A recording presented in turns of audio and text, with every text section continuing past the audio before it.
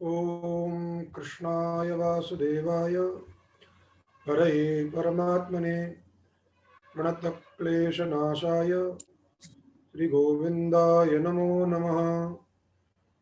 गंगातरङ्गरमणीयजटाकलापं गौरी निरन्तरविभूषितवामभागं नारायणप्रियमनङ्गमदापहारं वाराणसीपुरपतिं भज विश्वनाथं।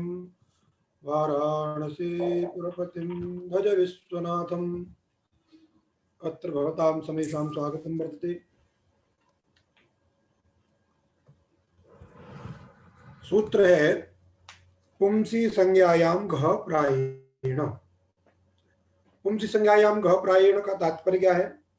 पुंसी माने पुल्लिंग और संज्ञायाम ये भी सप्तम व्यंत है, पुंसी भी सप्तम व्यंत है। घ इसमें प्रत्यय है, घ नाम का क्या है? प्रत्यय है। और कहा प्रायेण, ये जो प्रत्यय है यह प्राय रूप से होता है, अधिकतर होता है। जरूरी नहीं सर्वत्र हो जाए, कभी कभी नहीं भी होता है। आप समझे कि नहीं? तो ये सारे विषय इसमें है। और इस सूत्र में करणाधिकरणयोश्च, ये सूत्र है जो पीछे हमने देखा था, उससे करण और अधिकरण की अनुवृत्ति आती है। तो सूत्र का अर्थ होता है कि धातु से करण और अधिकरण अर्थ में, धातु से करण और अधिकरण अर्थ में घ प्रत्यय होता है, घ प्रत्यय होता है।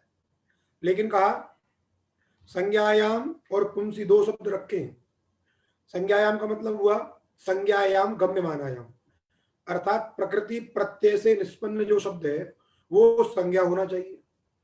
दूसरा पुंसी, पुंसी का तात्पर्य हुआ कि प्रकृति प्रत्यय से निष्पन्न जो शब्द है वो पुल्लिंग में होगा, अर्थात पुंस तो भी गम्यमान होना चाहिए। बात समझे कि नहीं?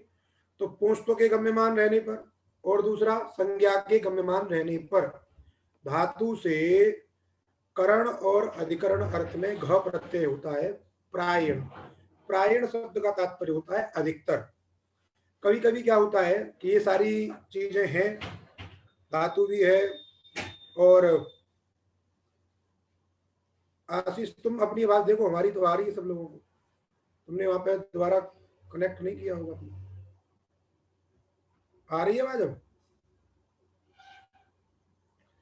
बात समझे? तो पुंसी संज्ञायाम घ प्रायण का मतलब समझ में आ गया। प्राय शब्द का तात्पर्य कभी कभी ऐसा नहीं भी होता है, तो ये दे दिया क्योंकि इसके कुछ अपवाद भी हैं। कहीं कहीं केवल संज्ञायाम चला जाता है, कहीं पुंसी चला जाता है, अभी आगे हम इसको देखेंगे। तो ये सूत्र का अर्थ हुआ पुंसी संज्ञायाम माने पुंस्तों के गम्यमान रहने पर, अर्थात प्रकृति प्रत्यय से निष्पन्न जो शब्द है उसका पुल्लिंग में प्रयोग होगा। और दूसरा क्या होगा? संज्ञा में, अर्थात प्रकृति प्रत्यय से निष्पन्न जो शब्द है वह शब्द संज्ञा में रहेगा। क्या आशीष कुछ दिक्कत है? दोबारा एक बार कनेक्ट हो जाओ। चलिए, आ गया समझ में? रोज को नहीं, अपना माइक मत खोलिए, अब जब पूछना हो तब खोलिए। फिर दूसरा सूत्र देखिए। अभी तो घ प्रत्यय का विधान बनाया। घ प्रत्यय का अब प्रयोजन क्या है? क्योंकि घ में घ की संज्ञा हो जाती है, अशेष बचता है, तो उस घ करने का क्या प्रयोजन है? तो प्रयोजन के लिए अग्रिम सूत्र है छादे घे, छादे घे अद्युपसर्गस्य। छाद ये अंग है, अर्थात छद धातु से ऋजंत में छादी धातु बन जाती है, उससे फिर प्रत्यय लाते हैं तो वहां पे छाद मिलेगा। उस छाद अंग को लेकिन कैसा होना चाहिए उसकी विशेषता भी बता रहे हैं। द्विप्रभृति उपसर्गहीनस्य अद्युपसर्गस्य न द्युपसर्गः इति अद्युपसर्गः तस्य अद्युपसर्गस्य, अर्थात दो और अथवा दो से अधिक उपसर्ग नहीं होने चाहिए, दो या दो से अधिक उपसर्ग नहीं होने चाहिए अद्युपसर्गस्य।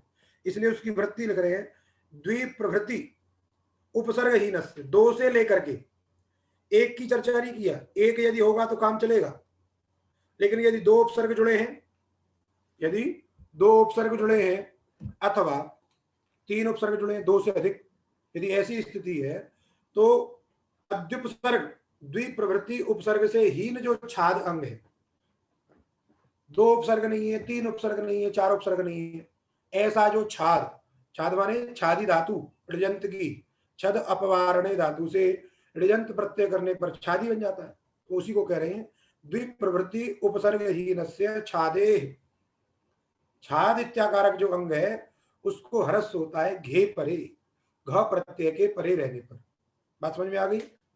अब देखिए दृष्टांत में, जैसे उदाहरण दिया, दंताः छाद्यन्ते अनेन, जिसके द्वारा दांतों को ढका जाता है उसको बोलते हैं दंतच्छदः। ये जो मसूड़ा जो होता है, बात समझे कि नहीं, इसको हम क्या कहते हैं? दंतच्छदः। इसके द्वारा दांत ढके रहते हैं। मान लीजिए ये नहीं होते, सीधे दांत डायरेक्ट दिखाई देते तो कैसा लगता है? ब्रह्मा की सृष्टि में एक एक चीज की उपयोगिता है। दांत बनाए, उसको ढक दिया, क्योंकि कुछ लोगों के अच्छे दांत होते हैं, साफ होते हैं, लेकिन अधिकतर लोगों के गंदे दांत होते हैं, पान खाते रहते हैं या गुटखा तंबाकू खाते रहते हैं तो गंदे हो जाते हैं, उनको देख के उल्टी आ जाती है। किसी के दांत देख लो तो भगवान ने ढक दिया, बोले मुंह में बंद कर लो इनको, दंत अच्छा था। बस समझेगा नहीं? तो देखिए, दंता चाद्यंते अनेन में यहां कर्ण में प्रत्यय है, छदी, छद धातु से अणिच प्रत्यय करके छादी बन जाएगा, सनाद्यंता धातु से इसकी धातु संज्ञा हो जाएगी। तो दंत उपपद रहने पर छादी धातु से कर दिया आपने पुंसी संज्ञायाम घ प्रायण, घ प्रत्यय कर दिया। क्यों? प्रकृति प्रत्यय से निष्पन्न जो शब्द है जो दंतच्छद, ये संज्ञा है, नाम है किसका? जो मसूड़े हैं इनको हम दंतच्छद कहते हैं, संज्ञा हो गया। और प्रकृति प्रत्यय से निष्पन्न जो शब्द है उसका पुल्लिंग में प्रयोग होता है, इसलिए छादी धातु से क्या कर दिया? घ। तो बन गया दंत छद, दंत छाद, छादी में छादी रहेगा ऋजंत, छादी अ, घ में बचेगा अ। अब अ को मान करके ऋणेति अनिटार धातु के परे रहने पर ऋणी का लोप कर दिया, छाद बन गया। अब घ के परे रहने पर ये जो सूत्र है छादेर घे अद्युपसर्गस्य, क्योंकि दो उपसर्ग नहीं है, यहाँ पे एक भी नहीं, एक भी नहीं है, इसका तात्पर्य हमने कहा है कि दो उपसर्ग नहीं होना चाहिए। अब उपसर्ग ना हो ये कोई बात नहीं, और ये कोई जरूरी नहीं कि उपसर्ग होना चाहिए। हमने कहा कि अद्युपसर्गस्य, दो प्रवृत्ति, दो से लेकर के जितने भी हैं वो नहीं होने चाहिए।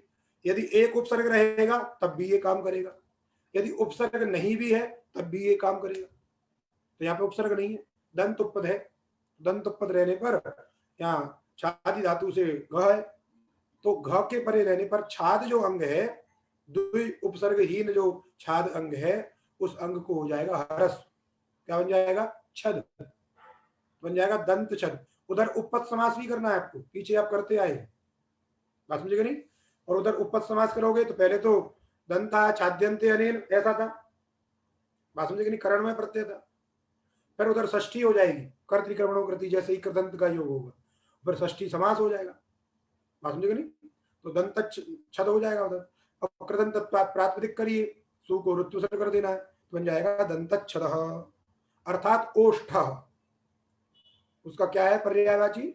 ओष्ठ, मसूड़े जिनको हम बोलते हैं, होठ, यही तो है होठ, इससे ढके रहते हैं। तो ये हो गया इसका उदाहरण, कौन सी संज्ञायाम घ प्रायण का उदाहरण हो गया। दूसरा उदाहरण कह रहे हैं आकुर्वन्ति अस्मिन, पहला उदाहरण दिया करण में, अब दूसरा उदाहरण दे रहे हैं अधिकरण में। आकुर्वन्ति अस्मिन, जिसमें आकर के लोग कार्य करते हैं अथवा जिसमें से आके कुछ प्राप्त करते हैं, यदि क्री धातु को प्राप्त्यर्थक मान लिया जाए, डुक्रिय करणे। अब करण क्या है? माने करना, आसमंतात करना अर्थात कुछ प्राप्त करना। तो आकर माने होता है खदान, माइंस, बात समझेगा नहीं? तो उसमें आके लोग क्या करते हैं? खनिज पदार्थ निकालते हैं, कोई कोयला निकाल रहा है, कोई कुछ निकाल रहा है। तो आकुर्वन्ति अस्मिन, उसमें जाकर के अंदर घुस के काम किया जाता है, बाहर से कुछ नहीं मिलेगा, उसमें अंदर घुसना पड़ता है, इसलिए अधिकरण में। तो आंग उपसर्ग पूर्वक क्ली धातु से क्या कर दिया? अधिकरण में घ प्रत्यय कर दिया, पुंज संज्ञायाम घ प्रायण। जब घ हो गया तो घ होने के बाद अ बचेगा, आ क्री अ, और क्री में जो री है, यहां पर भी पहले गुण कर दीजिए, गुण कर देना है। तो गुण करने पर क्या होगा, कर, क्या बन जाएगा, कर बन जाएगा। आ क्री आ कर अ मिला दीजिए, आ कर, कृदंत तत्पात प्रातिपदिक कर देना है, बन जाएगा आ कर। इसमें ह्रस्व नहीं करना है क्योंकि पहले से ही ह्रस्व। दूसरा, वो जो सूत्र है छादीर्घे अद्युपसर्गस्य, वो केवल छाद इत्याकार अंग को ही करता है, छादी धातु में लगता है, अन्य किसी धातु में लगता नहीं। बात समझे नहीं, इसलिए दोनों को अलग अलग करना है, समझ लेना। छादी अंग में केवल जहां छद धातु रहेगी ऋजंत की छादी, वहीं पर उस सूत्र की प्रवृत्ति होगी घ प्रत्यय होने पर। तो आकर में कुछ नहीं, इसलिए आकर बन गया, कृतन तत्वात् प्रातिपदिक सु को ऋतुसर कर देना है, आकर। ठीक, आकुर्वन्ति इसमें। इसके बाद अग्रिम सूत्र देखिए, अवे, अवे त्रिस्त्रोर घय।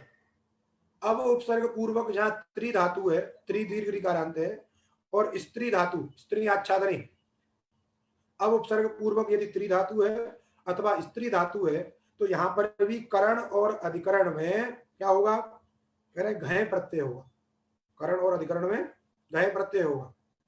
यहां पर भी प्रायण की अनुवृत्ति आती है और पुंसी आता है, पुल्लिंग में होता है, अर्थात प्रकृति प्रत्यय से निष्पन्न जो शब्द है उसका पुल्लिंग में प्रयोग होगा।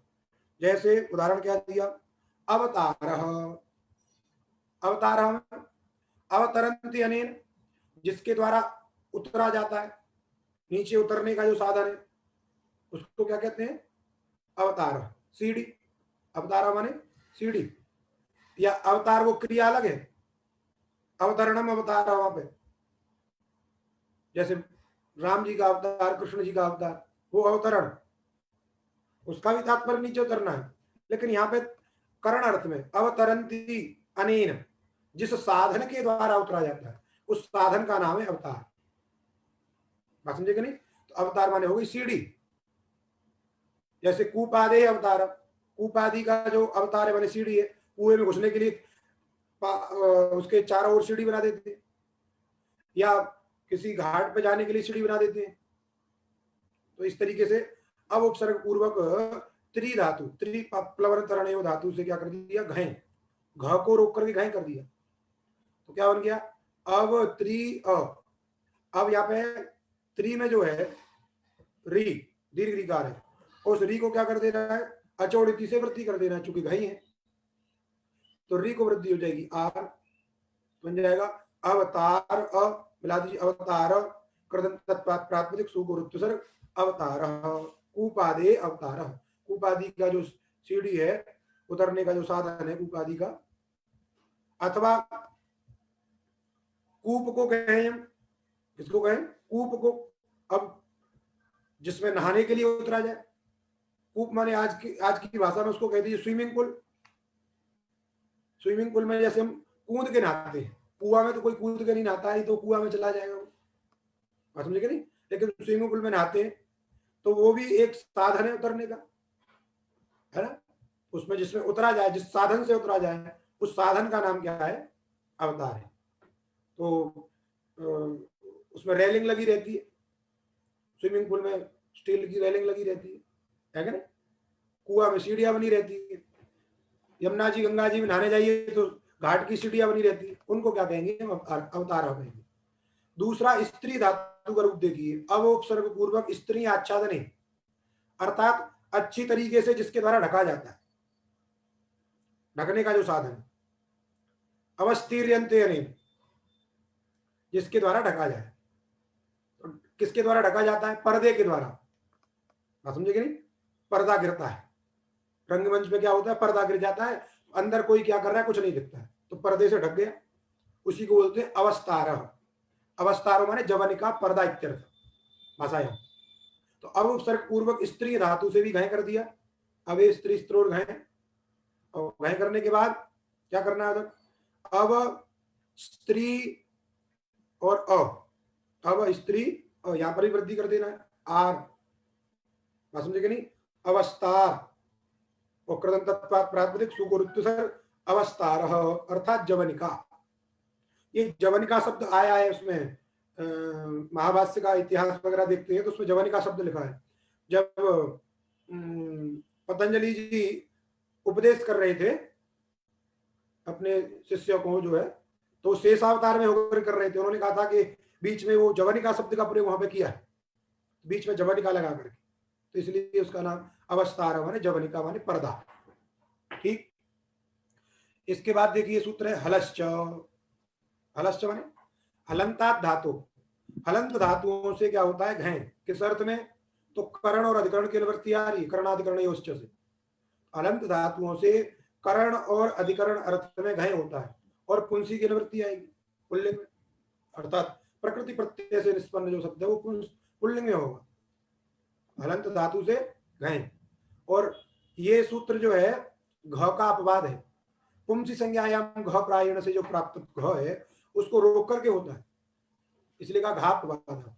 और आपका सुप्रसिद्ध उदाहरण जिससे स्वादि विभक्तियों की चर्चा शुरू उन्होंने की है, जैसे रमन्ते योगिनः अस्मिन्, रमु क्रीड़ायाम धातु से अधिकरण अर्थ में घय प्रत्यय कर दिया, तो रम धातु है, हलंत धातु है, इसलिए अधिकरण अर्थ में कर दिया घय, तो बन जाएगा रम अ, घय में अ बचेगा, रम अ, ये त्वात अतुबधाया वृद्धि हो जाएगी, म अ से मिल जाएगा राम, अब कृतंत प्रातिपदिक हो जाएगा, कृतद्धिस समासाश्च, और सु आएगा, सु गरुत्व सर्ग हो जाएगा राम।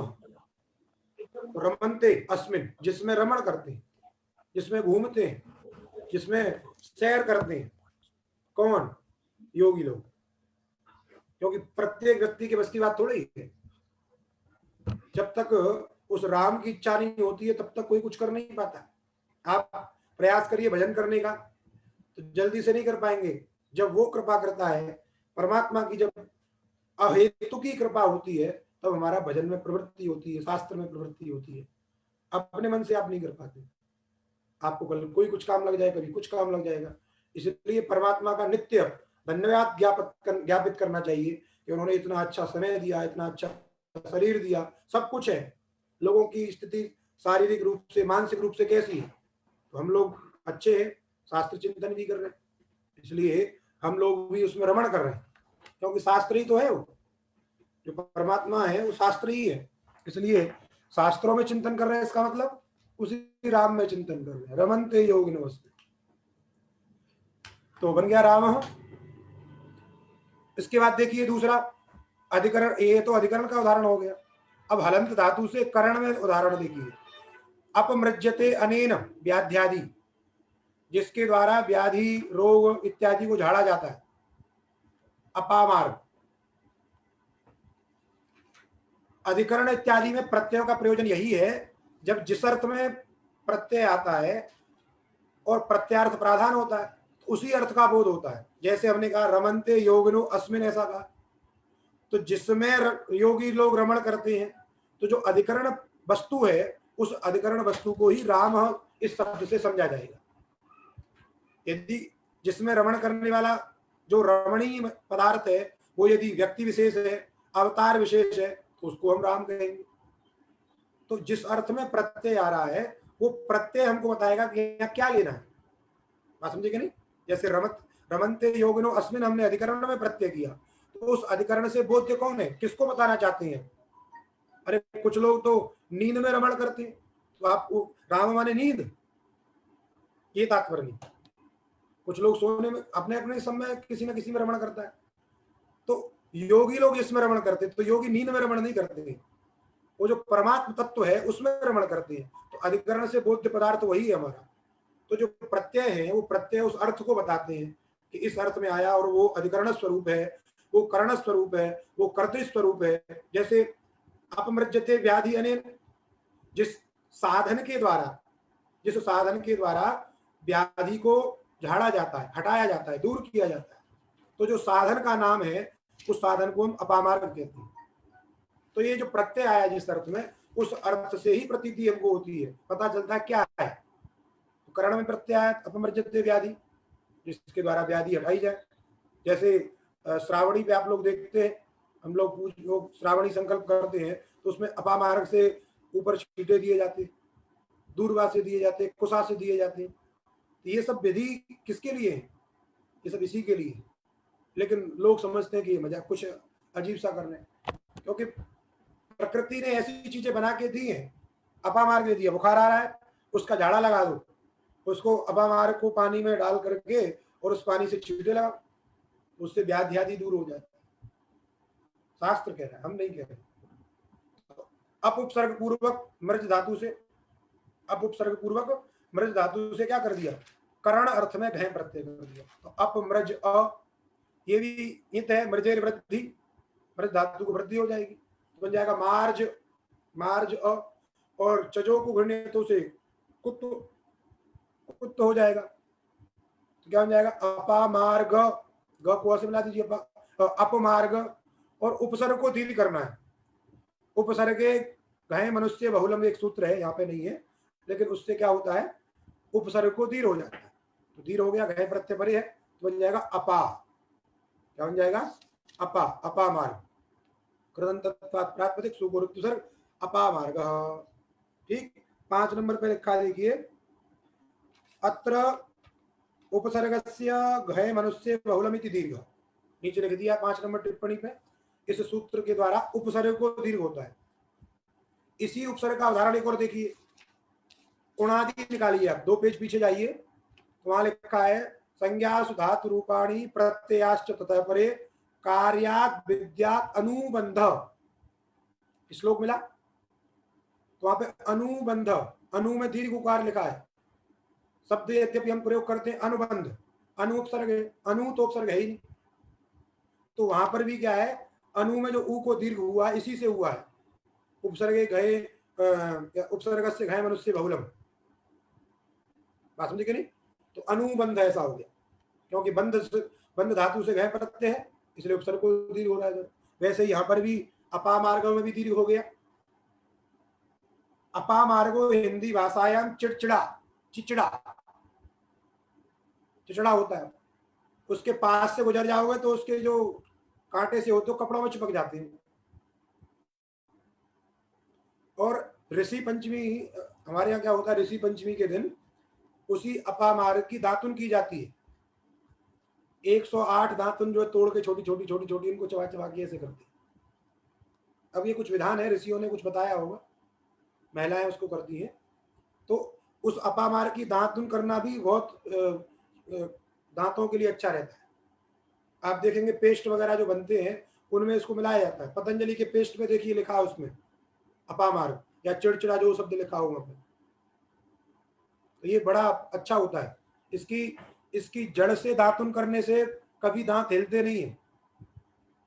जिसके दांतों में कीड़ा वीड़ा लग जाए, दर्द हो रहा हो, इसकी जड़ से दातुन करें, इसको उखाड़ करके इसकी जड़ को काट करके दातुन करें। चलिए, तो बन गया अपामार्ग। इसके बाद सूत्र देखिए, ईसत दूह सु, ईसत दुस्सु, ईसत ये अव्यय है, दुस दुस और सु माने दुर, दुर भी उपसर्ग है और ये सु है, ये सप्तम्यंत है। फिर कहा कृच्छा कृच्छार्थेषु, कृच्छ और अकृच्छ, कृच्छ माने सरल और अकृच्छ माने या कृच्छ माने कठिन और अकृच्छ माने सरल। तो कृच्छार्थक और अकृच्छार्थक, कृच्छ और अकृच्छ अर्थ में यदि ईसत अथवा दुस माने दुर अथवा ये सु, ये उपसर्ग हैं, कृच्छार्थक और अकृच्छार्थक। कृच्छ और अकृच्छ अर्थ में विद्यमान जो ईसत दुस और सु, ये जो उपसर्ग हैं, इन उपसर्गों के उपपद में रहने पर, बात समझ में आई? कृच्छ और अकृच्छ किसका अर्थ रहेगा? उपसर्गों का, जिसमें दुरुपसर्ग जब लग जाता है तो कृच्छ हो जाता है, जिसको कहते हैं ना बहुत कठिन है, क्लिष्ट है, कृच्छ है, दुष्कर है, तो वही दुष्कर है। तो दुरुपसर्ग लग गया तो दुर का संबंध कृच्छ के साथ में, और ईसत और सु का संबंध जो है अकृच्छ के साथ में, समझे कि नहीं? तो कृच्छ और अकृच्छार्थक हमको ईसत, दुर और ये क्या कहते हैं सु चाहिए, इनके उपपद में रहने पर। इसलिए कह रहे हैं करणाधिकरणयो इति निवृत्तम, यहाँ पे करणाधिकरणयो की अनुवृत्ति नहीं आती है, वो चला गया पीछे, छूट गया। एसु अर्थात दुख सुखार्थेषु, दुख सुखार्थेषु ईसत् दुस्सु उपपदेषु सत्सु, सुख और दुखार्थक, दुख अर्थ हो अथवा इनका, अथवा सुख अर्थ हो, तो इनके उपपद में रहने पर धातु से खल प्रत्यय होता है। धातु से क्या होता है? खल। किस अर्थ में होगा खल? तो याद दिला रहे हैं, तयोरेव इति भावे कर्मणि च, क्योंकि पीछे जब आपने कृत प्रक्रिया पढ़ी थी उसमें तयोरेव कृत्यक्त खल था। तयोरेव माने भाव कर्मणोरेव, कृत्य और अक्त और खल, खलर्थ प्रत्यय। तो ये खलर्थ प्रत्यय है। खल का अर्थ क्या हुआ? कृच्छ कृच्छ, यही खल इसको लेकर के आता है, कृच्छ कृच्छ को लेकर के। तो भाव कर्म में आते हैं प्रत्यय, इसलिए कह दिया तयोरेव इति भाव कर्मणि च, भावे कर्मणि च। जैसे कृच्छ अर्थ में उदाहरण बता रहे, दुष्करः कटो भवता, आपके द्वारा चटाई बनाना क्या है? दुष्कर है। अरे जिसने कभी जिंदगी में चटाई नहीं बनाई और उसको कह दिया चटाई बना, तो उसके लिए तो दुष्कर ही है। तो दो उपसर्ग पूर्वक जो है क्री धातु से खल प्रत्यय कर दिया, खल में बचेगा अ, और धातु को गुण अर हो जाए, क्री को उधर सत्वादि कर देना, तो क्या हो जाएगा? दुष्कर कृदंत तत्वात् प्रातिपदिक बन जाएगा दुष्कर। बात समझे कि नहीं? तो किस अर्थ में? कर्म अर्थ में। क्यों? क्योंकि दो अर्थ में आता है, या तो भाव में आता है अथवा कर्म में आता है। तो कर्म है कटह, इसलिए कटाव में प्रथमा है। कटाव में क्या है? प्रथमा है। और कर्ता में तृतीया है, भवता। भवता कटह दुष्करः, आपके द्वारा जो कट करना है वो क्या है? दुष्कर है। अथवा यदि सुकर है, अकृच्छे अर्थे, यदि वो कर सकता है अकृच्छ अर्थ में ईसत अथवा सु का प्रयोग है, तो ईसत करह कटो भवता, ईसत करह, ईसत उपपद में रहने पर क्री धातु से खल हो जाएगा, तो ईसत करह। सु रहेगा तो सुकरह, अर्थात सरल है इत्यर्थ। आपके द्वारा कट बनाना, चटाई बनाना सरल है। या ईसत है माने थोड़ा बना सकते हैं, वो भी अकृच्छ अर्थ में है, माने सुकर इसी अर्थ को बताएगा। ईसत करा और सुकरा का तात्पर्य क्या है? अकृच्छ, सरलता। तो ये हो गया खल प्रत्यय। बात समझे? उसके बाद देखिए यहाँ 6 नंबर पे लिखा है, 6 नंबर किसके लिए? अच्छा आगे के लिए, दुष्पाना के लिए। अब देखिए आतो युच, आतो युच में कह रहे हैं आदंत जो धातुएं हैं, कैसी जो धातु हैं? आदंत धातु, उनसे युच नाम का प्रत्यय होता है खल को रोक करके। इसका मतलब जो खल को रोक रहा है, तो खल जैसे आता था, अर्थात कृच्छ और अकृच्छ, कृच्छार्थक और अकृच्छार्थक, ईसत अथवा दुस अथवा सु, ये उपपद में रहेंगे। तो इन एतदर्थक, कृच्छ कृच्छार्थक, ईसत दुस और सु के उपपद में रहने पर आदंत धातु से युच प्रत्यय होता है खल को रोक करके, खलोपवाद। जैसे ईसत पान, तो ये अकृच्छ अर्थ में है, तो अकृच्छ अर्थ में ईसत उपपद रहने पर पा धातु जो आदंत है, उस आदंत धातु से हो गया युच। युच में बचेगा यू, यू के स्थान पे हो जाएगा अन। समझे कि नहीं? तो क्या हो गया? और का सबड़ दीर्घ हो जाएगा, बन जाएगा ईसत पान, कृतन तत्पात प्रातिपदिक सुगुरुत्व सर्ग, ईसत पान। तो ये कर्मणि प्रत्यय है, क्योंकि इसका भी अर्थ वही है, खलार्थ प्रत्यय ये भी है, युच भी, क्योंकि युच को रोक करके आ रहा है, इसलिए खलार्थ है। तो ईसत पान सोमो भवता, सोम जो रस है वो आपके द्वारा पिया जा सकता है, सरल है पीना, उसको पी सकते हैं आप। अर्थात सुखेन पातुम योग्य, आपके द्वारा सुखपूर्वक उसको पिया जा सकता है। तो इसलिए ईसत पान सोमो भवता, भवता सोम ईसत पान, आपके द्वारा सोम रस का पान किया जाना सरल है, अर्थात आप कर सकते हैं। जहाँ पे कठिन है, जो लोग दारू नहीं पी सकते, दुष्पान है, उनके लिए क्या है? वो दुष्पान, बदबू आती है उसमें, कहते दुष्पान है, बदबू आ रही है, उस आदमी में से आने लग जाती है? जो उसको पी लेता है उसमें से बदबू आने लगती है और उसको लोग पी लेते हैं, तो दुष्पान। दुष्पान हमें कह रहे हैं 6 नंबर पे, अत्र इदुतु पदस्य चा प्रत्यय सत्वम, क्योंकि इत उत है उपसर्ग में, इसलिए यहाँ पे उससे सत्व हो जाएगा, मूर्धन्य शब्द पुकार है, इसलिए बन जाएगा दुष्पान। जब सु रहेगा तो सुपान, तीनों युच प्रत्यांत भी हो गए।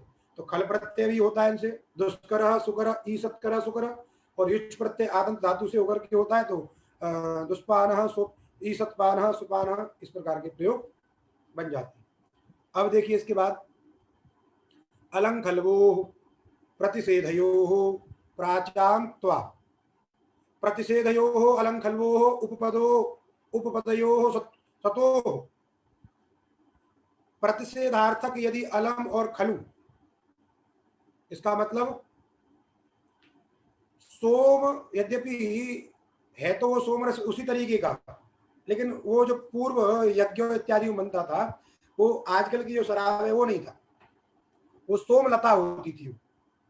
सोमलता से भी थोड़ा सा चक्कर वक्कर नशा वसा रहता था, लेकिन वो उसको बड़े तरीके से शुद्ध करके यज्ञ के उसमें से पिया जाता था उसको, ये वाला नहीं था कि वो देसी वाला चल रहा ठर रहा।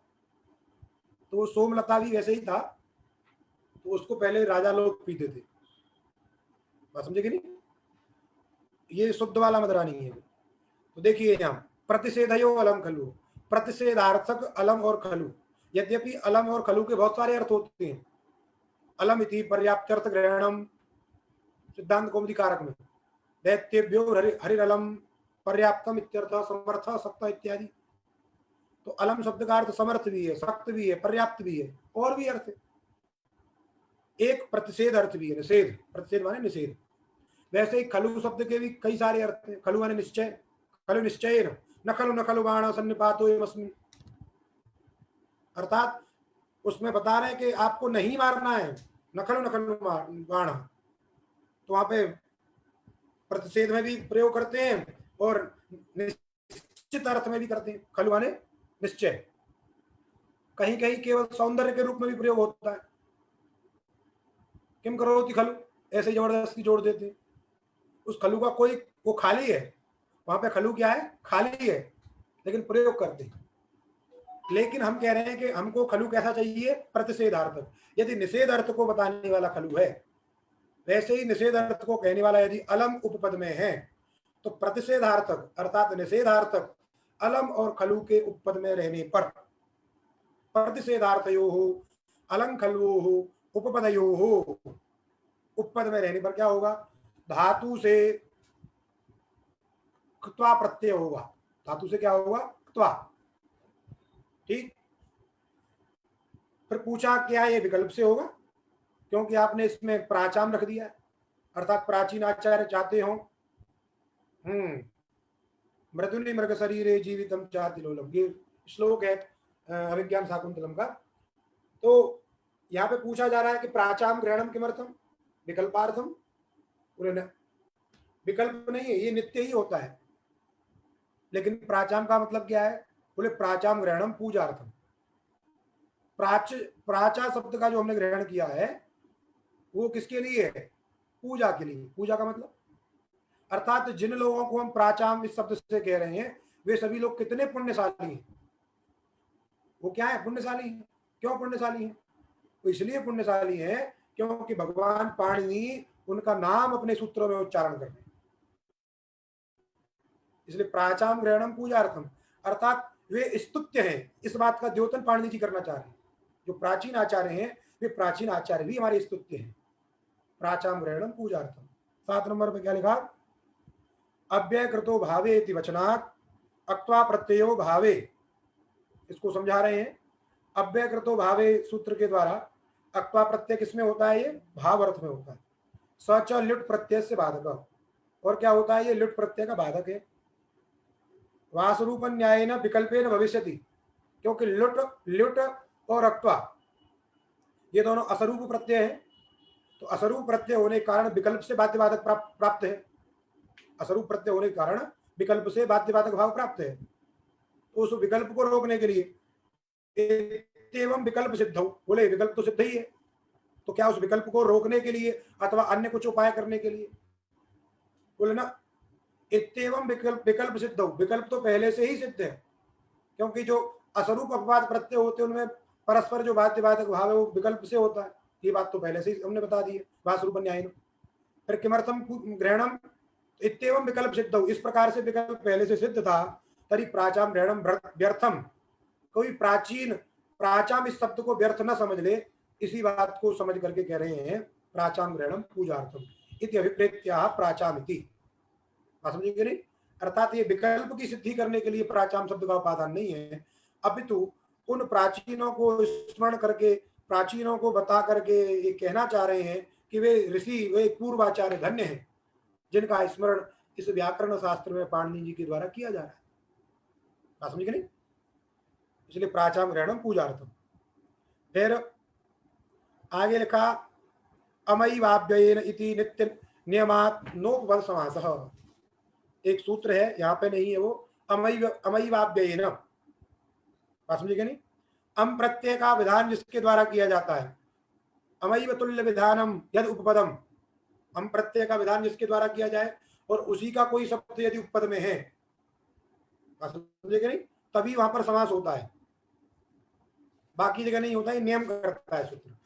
अब नियम का फल क्या है कि यहाँ पे समास नहीं होगा। कुल मिला की बात ये, अमैव अव्ययेन, अमैव तुल्य विधानम यद उपपदम तदेव अव्ययेन स समस्यते। अव्यय के साथ में किसका समास होता है? तो कह रहे अव्यय के साथ में, क्योंकि अलम भी अव्यय है ना, खलु भी अव्यय है, तो इस अव्यय के साथ में समास प्राप्त है, समास होना चाहिए। लेकिन उस समास को कह रहे हैं एक नियम सूत्र के द्वारा रोक दिया जाता है कि अम प्रत्यय का विधान जिस सूत्र से किया जाता है, णमुल प्रत्यय में अम जो होता है, आगे आएगा णमुल, आदि चंडी णमुल इत्यादि जो है, वहीं पर उस सूत्र से होने वाले जो अम है, उस अम के साथ साथ, अर्थात अम प्रत्यय का विधान जिस सूत्र से हुआ उसमें जो उपपद हैं, उन्हीं उपपद को लेकर के ही समास होता है। अव्यय का यदि होगा तो, अन्य के साथ में नहीं होगा। तो यहाँ पे अलम और खलु का समास, उपपद समास नहीं होगा। इसी बात को कह रहे हैं अमयिवाव्ययेन नियमात् न उपपद समासः। ये उपपद समास नहीं होगा, क्योंकि प्रकृति में तो अम प्रत्यय भी नहीं, प्रकृते च न अम प्रत्यय नहीं, किंतु अक्वा प्रत्यय, अतएव समासाभाव। जहां अम प्रत्यय का, णमुल प्रत्यय का विधान होगा, वहीं पर अव्ययेन स समासः। यहाँ अम प्रत्यय नहीं, अक्वा प्रत्यय, इसलिए समास नहीं होगा। जैसे अलम दत्वा, तो अलम उपपद रहने पर दा धातु से क्या कर दिया? अक्वा प्रत्यय कर दिया। क्या कर दिया? दा अक्वा, अलम दा अक्वा, और अक्वा में क की संज्ञा कित हो गया, और कित को मान करके इधर आकार का लोप भी कर देना है आपको। बात समझे कि नहीं? क्या बन जाएगा? दत्वा। बात समझे कि नहीं? हाँ, एक और बात रह गई, इसको दा को ददादेश भी करना है। दो दद घो लिखा भी है, दो दद घो। बात समझे कि नहीं? तो गुसंज्ञक जो दा धातु है उसके स्थान पर दद आदेश हो जाएगा। तो दद त्वा, और दद में द को चर तो कर देना है, दत्त त्वा मिला दीजिए, दत्वा। तो अलम दत्वा, समास नहीं हुआ लेकिन हो गया अलम दत्वा। अब अक्वा प्रत्यांत शब्द क्या होते हैं? अव्यय होते हैं। अक्वा तो सुनकर सुना, इसलिए अव्यय होने के कारण प्रातिपदिक संज्ञा होगी, सुविभक्ति आएगी, सु का अव्ययादाप से लुप्त हो जाएगा। तो क्या बनेगा? केवल अलम दत्वा। अलम दत्वा का मतलब क्या हुआ? मत दो। अलम दत्वा माने मत दो, क्योंकि किसी किसी की आदत होती है कितना भी देते रहो, मना ही नहीं करता है, या उसका दुरुपयोग करता है, तो उसके लिए कह दिया अलम दत्वा, बस बहुत हो गया, मत दो इसको, ये ऐसे ही है, तो निषेध कर दिया। यहाँ पर अलम क्या है? निषेधार्थक है।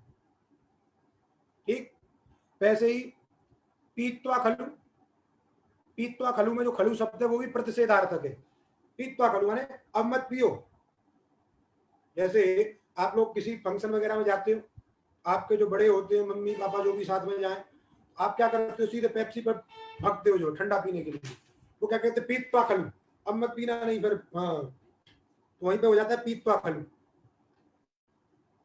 समझे कि नहीं? तो वहां पर भी खलु शब्द जो है प्रतिषेधार्थक है, इसलिए प्रतिषेधार्थक उपपद रहने के कारण पा धातु से क्या हो गया? वहां पे अक्वा प्रत्यय कर दिया, और अक्वा प्रत्यय करने का बन गया पीत्वा, पा त्वा और खलु। उपपद का मतलब ये नहीं कि पूर्व में ही रहे हो, उपपद का मतलब होता है समीप में रहना, तो उत्तर में भी रह सकता है, समास तो होना नहीं है। बात समझे कि नहीं? इसलिए अक्वा प्रत्यय हो गया। और गुमास्ता इतित्वम, गुमास्ता गापा जातिसा मली, इस सूत्र के द्वारा ईत्व हो जाएगा, तो पा में जो आए उसको ई हो जाएगा, तो बन जाएगा पीत्वा। अब अव्यय है, प्रातिपदिक है, सु आएगा, सु का अव्ययादाप से लुक हो जाएगा, बन जाएगा पीत्वा खलु, अर्थात मत पियो। बात समझे कि नहीं? घर में कोई पैक लगाता है, उसने कह दिया पीत्वा खलु, अब मत पियो, एक पैक बहुत है।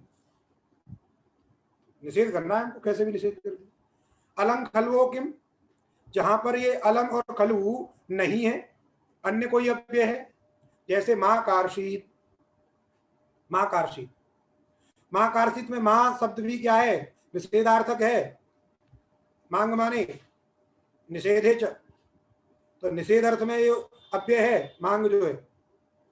लेकिन हमने कहा कि अलंग खलु रहने पर ही धातु से क्या होता है? अक्वा प्रत्यय होता है। तो यहाँ पे अक्वा प्रत्यय नहीं हुआ, अकारसित प्रयोग है वो लुंग लकार का, लेकिन मां के योग में अट आट उनस्ता, इसलिए कारसित, मां कारसित, यहाँ पर अक्वा प्रत्यय नहीं हुआ। प्रतिषेध योग्यम, अर्थात प्रतिषेधार्थक अलम और खलु होने चाहिए। जहां प्रतिषेध अर्थ नहीं है, जैसे अलंकार, अलंक्रियते अनेन, अलंकरणम अथवा, तो यहाँ पे अलम शब्द प्रतिषेधार्थक नहीं है, यहाँ तो उसके सजाने अर्थ में हो, इसलिए यहाँ पे अलम के रहने पर क्री धातु से अक्वा प्रत्यय नहीं हो रहा है, इसलिए अलंकार। ठीक, फिर इसके बाद में सूत्र देखिए, तीन सब प्रतिधारण वगैरह हुए। इसके बाद देखिए समान कर्तृकयो पूर्व काले, ये इसका बहुत प्रयोग करते हैं हम। समान कर्तृकयो पूर्व काले, समान कर्तृकयो धात्वर्थयो, समान कर्ता यो धातुओं, जिन धातुओं का, धातु द्विवचन है अर्थात जिन दो धातुओं का, तो यहाँ पे दो धातु से तात्पर्य नहीं, अनेक भी ले सकते हैं, आगे इसलिए लिखेंगे द्वित्वम तंत्रम। समान है कर्ता जिन धातुओं का, यदि दो धातुएं हैं और उन दो धातुओं का कर्ता एक ही है, जैसे देवदत्त भुक्त्वा व्रजति, देवदत्त खा करके जाता है, तो खाने की जो क्रिया कर रहा है वो भी देवदत्त कर रहा है, और गमन क्रिया भी कौन कर रहा है? देवदत्त कर रहा है। तो इन दोनों क्रियाओं का कर्ता कौन है? देवदत्त, इसलिए देवदत्त क्या है? समान करता है। यदि इस प्रकार की धातु है, धात्वर्थ है, समान कर्तृकयो धात्वर्थयो, जिन दो धात्वर्थों का, जिन दो धात्वर्थों का समान करता है, एक ही करता है, एक एव करता, वहां पर जो पूर्व काल की धातु होती है, क्योंकि जैसे दो क्रिया तो एक साथ नहीं हो सकती है, ये निश्चित है कि एक काल में एक ही क्रिया होती है, वो काल की परिभाषा बहुत सूक्ष्म हो सकती है। अब आप जैसे कह रहे हैं कि हम सुन भी रहे हैं और देख भी रहे हैं, दो क्रिया हो रही, लेकिन ये दो क्रिया एक साथ नहीं है। ये जो इतना सूक्ष्म अंतर है वहां पर, क्यों? जैसे आप लीजिए, कमल के पत्ते देखे किसी ने? सबने देखे होंगे, बहुत लोगों ने नहीं देखे होंगे, लेकिन कमल के पत्ते बहुत मुलायम होते हैं, और 100 पत्ते ऐसे रख लीजिए आप, और उन 100 पत्तों में यदि आप छेद करते हैं सुई से, तो ऐसे करते हैं तो ऐसा लगता है कि एक साथ सुई घुस गई सब में, लेकिन कैसा ऐसा होता है? नहीं होता, एक एक पत्ता में होके जाती है वो सुई। बात समझेंगे नहीं? हमको कितनी जल्दी लगा कि वो सीधे उसी में चली गई, लेकिन उसमें एक एक पत्ते के अंदर से गुजरती हुई सुई गई। इसका मतलब कितनी सूक्ष्म काल की स्थिति है। वैसे ही जब हम सुन रहे हैं तो देख नहीं रहे, जिस समय देख रहे हैं तो उस समय सुन नहीं रहे, क्योंकि ज्ञान जो है वो एक ही होता है। अयौपद्या ज्ञाना नाम, ये अयौपद्य है इनके साथ में। जैसे कोई कहता है हम चटनी खाते हैं तो हमें वो मीठी भी लग रही है, तीखी भी लग रही है, खट्टी भी लग रही है, लेकिन वो एक साथ नहीं होता है, कभी वो खट्टी लगती है, कभी मीठी लगती है, कभी तीखी लगती है। इतनी सूक्ष्म सूक्ष्म काल है वो, तो इसलिए पूर्व काल की जो धातु रहेगी। बात समझेगी नहीं? जैसे भोक्ता प्रजाति में हमको स्पष्ट दिखाई दे रहा है, पहले खाएगा, एक आध घंटे में खाता होगा तो एक आध घंटा लगेगा उसको, 10 मिनट में खा लेगा 10 मिनट लगेगी, तो पहले खाएगा उसके बाद जाएगा, तो पूर्व कालिकम भोजनम और उत्तर कालिकम च गमनम, तो पहले की जो क्रिया रहेगी, इसलिए कह रहे पूर्व काले विद्यमान, पूर्व काल की जो, पूर्व काल में जो विद्यमान धातु रहेगी उस धातु से अक्त्वा प्रत्यय होता है। अर्थ समझ में आया? जिन दो धात्वर्थों का समान करता है, एक ही करता है, इस प्रकार का कर्ता, इस प्रकार के कर्ता के रहने पर उसमें जो पूर्व काल की धातु है, इसमें जो धातु है जिनका कर्ता हम समान कर्ता ले रहे हैं, उनमें एक पूर्व काल की धातु है, उस पूर्व काल की धातु से अक्त्वा प्रत्यय होगा। जैसे भुक्त्वा व्रजति, तो भुक्त्वा व्रजति में करता एक है ये देवदत्त, देवदत्त ही खाता है और देवदत्त ही जाता है। इसमें पूर्व काल की क्रिया है भुजिक क्रिया, उस भुजिक क्रिया से क्या हो जाता है अक्त्वा प्रत्यय। तो भुज अक्त्वा, ककार की संज्ञा त्वा बचता है, और ज को क्या कर देते हैं कुत्तो कर दीजिए और चर तो कर दीजिए, क्या बन जाएगा भुक्त्वा। अब अव्यय हो गया, ये कृदंत तत्वात् प्रातिपदिक हुआ, अव्यय हुआ, और सु आएगा, सु का लोप हो जाएगा, तो भुक्त्वा, भुक्त्वा व्रजति, देवदत्ता भुक्त्वा व्रजति। शाब्दबोध क्या होता है इसका, देवदत्त कर्तृकम, देवदत्त कर्तृकम पूर्व कालिकम भोजनम तदुत्तर कालिकम तदुत्तर कालिकं च गमनम। देवदत्त करता है, वो पहले क्या करता है, पहले भोजन करता है, उसके बाद क्या करता है गमन करता है। इसलिए देवदत्त कर्तृकम पूर्व कालिकम भोजनम तदुत्तर कालिकं च गमनम। इस प्रकार से इसका हम शाब्द बोध भी करते हैं। तो दोनों का कर्ता एक हो गया। कट गया कि नहीं कट गया।